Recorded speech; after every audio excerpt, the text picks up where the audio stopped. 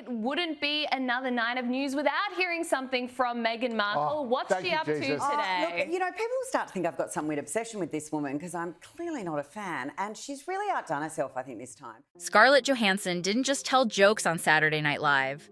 She detonated a cultural grenade.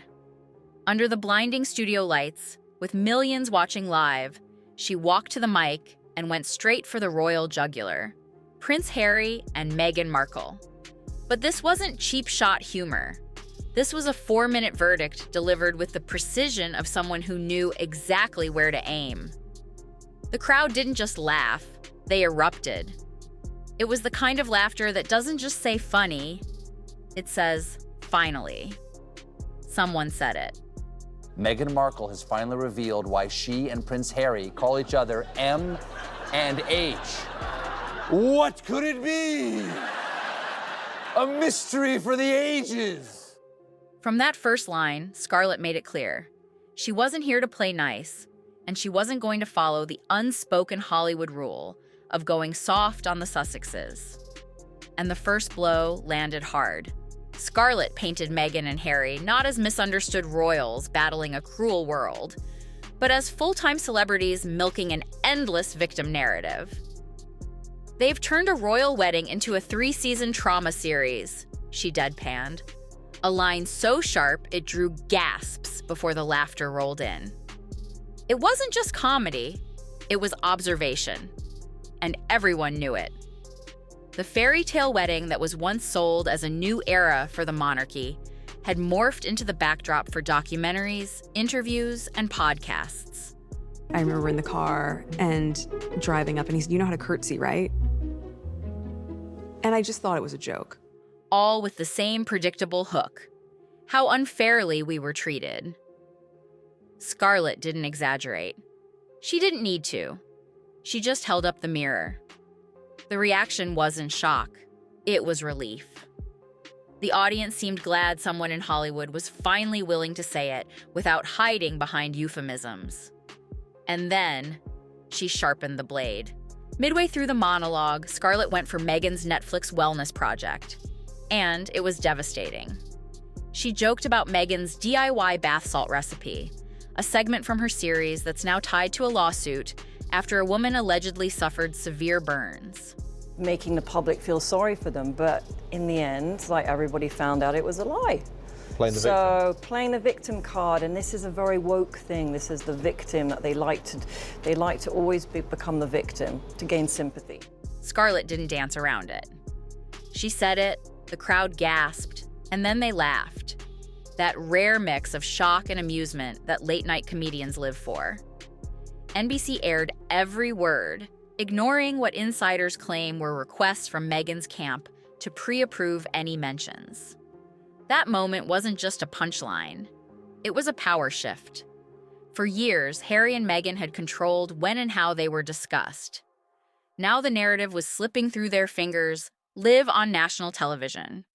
And that loss of control was about to become very public.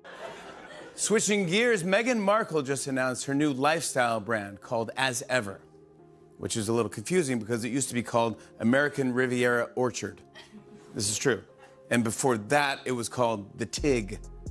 Yes, confusing. The reason Scarlett's jokes hit like a freight train? Because the public mood had shifted, and the Sussexes didn't see it coming.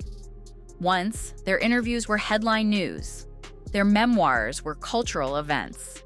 Now, fatigue had set in. Sympathy had quietly been replaced with eye rolls. And this wasn't just the usual anti-Sussex corner nodding along. This was bipartisan mockery. When both sides of the cultural aisle start laughing at you, it's game over. Meghan Markle targeted Prince Harry. She wanted to be a star. She rejected a couple of other British guys who weren't powerful enough. Then she was rejected by a bunch of them. How embarrassing for Prince Harry. Scarlett didn't create that shift. She just tapped into it. And in Hollywood, when someone of her stature makes those jokes without consequence, it sends a message. A message the industry power players picked up on instantly inside the offices of CAA and WME, two of the most powerful talent agencies in the world. Scarlett's monologue clip was making the rounds like a litmus test. Agents weren't just watching the jokes. They were studying the audience reaction. It wasn't polite chuckling. It wasn't forced applause. It was full-throated, genuine approval. This is huge. Harry and Meghan are leaving the palace to become financially independent. And you see, this is what happens when you bring the first black woman into the royal family. Yeah. One senior agent put it bluntly, "If Scarlett can go there and get cheers, anyone can." That single sentence was dangerous for the Sussexes, because it marked the end of their industry courtesy shield. For years, even those who disliked them kept criticism vague. Jokes were soft. Everyone avoided direct hits. Now the shield was gone. And in Hollywood, when protection turns into open season, careers can unravel fast. And the roast didn't just hurt them, it burned the people standing beside them.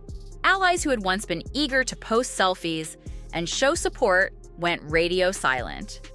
Well, good evening from London. Welcome to Piers Morgan Uncensored. Today, Harry and Meghan torched what little was left of their relationship with the royal family and what little was left, frankly, of their own reputations. Last week was mostly sycophantic.